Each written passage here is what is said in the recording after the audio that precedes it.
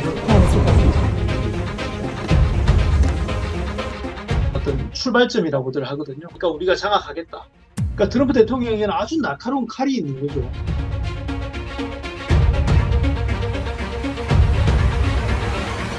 중국 위험이 중국이 팔아서 나온 이 다른 나라에 이 군대를 보내가지고 현역 정상을 이렇게 끌고 와서 자기 나라 법정에 세운다는 것이 이게 사실 좀 초현실적인 그런 어떤 일이잖아요. 왜 이렇게 했냐 했을 때 트럼프 1기 때죠. 그러니까 2020년에 그 미국 검찰이 마두로를 기소를 했었더랬습니다. 이 사람은 미국의 지명수배에 되어 있는 어떤 형사 피고인이다.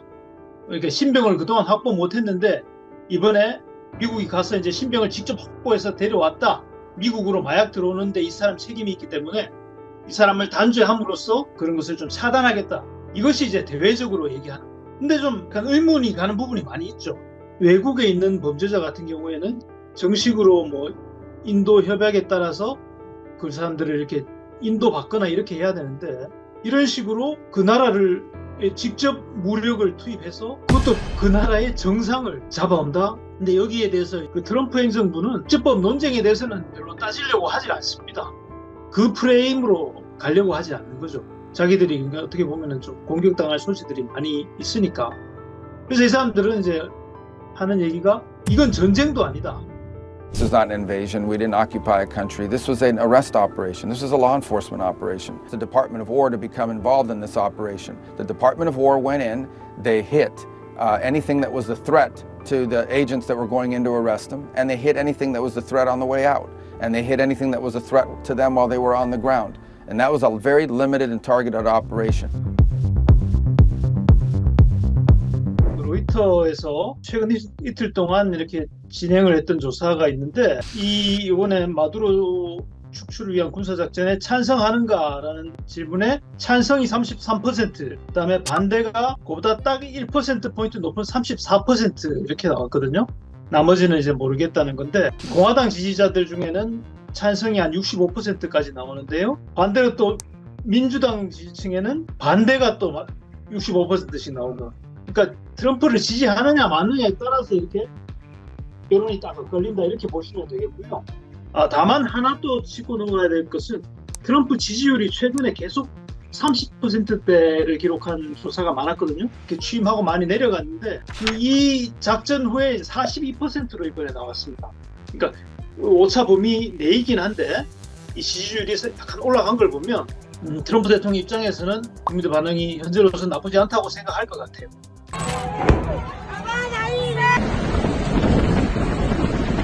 여기에 주재하는 외교관들이나 이런 사람들도 약간 군사작전에 대해서는 좀 신중하지 않겠느냐 그렇게 예상을 많이들 했었거든요. 이제 작전을 했다는 것은 트럼프 대통령의 어떤 생각이나 이런 거에 대해서 지금 견제하고 반대하는 목소리가 전혀 없구나 하는 생각이 가장 먼저 들더라고요.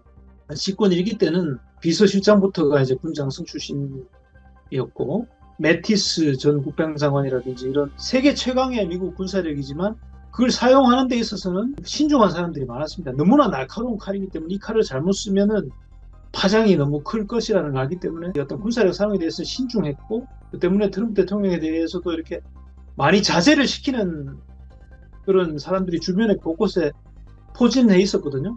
지금은 일체 그런 것이 없습니다. 또 합참의장 같은 경우도 댄 케인 합참의장 같은 사람은 어떤 명령이 떨어졌을 때 직진해서 그 작전을 성공시키는데 아주 특화되고 아주 효율적인 그런 쪽으로 명성이 있었던 분이거든요. 그러니까 트럼프 대통령에게는 아주 날카로운 칼이 있는 거죠. 그러니까 트럼프 대통령의 의지와 뜻이 군사력 사용에 능한 그런 합참의장을 통해서 지금 바로바로 구현이 되고 있다는 것이거든요.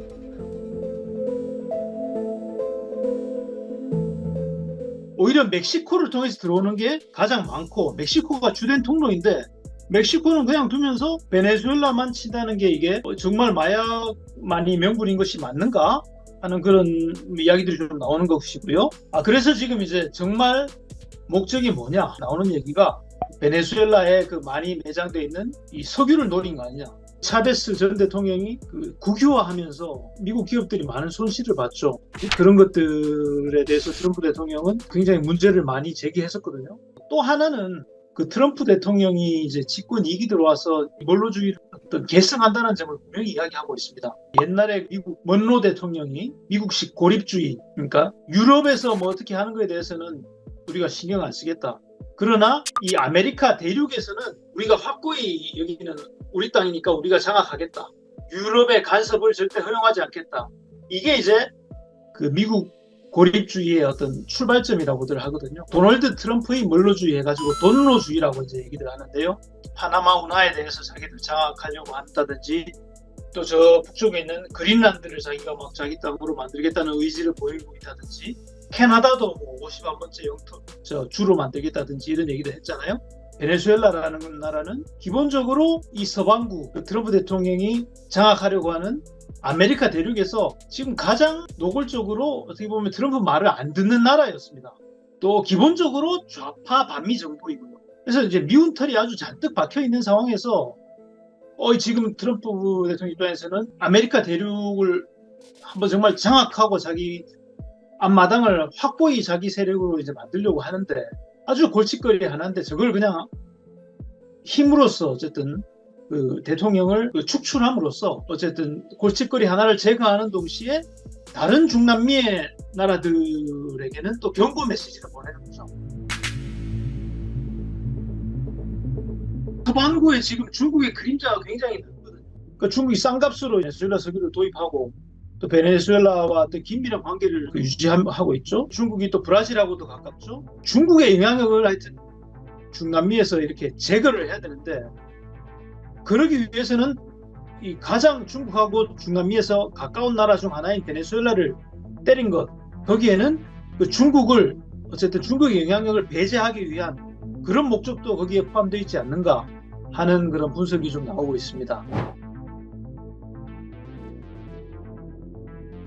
So we are going to run the country until such time as we can do it safe, proper, and judicious.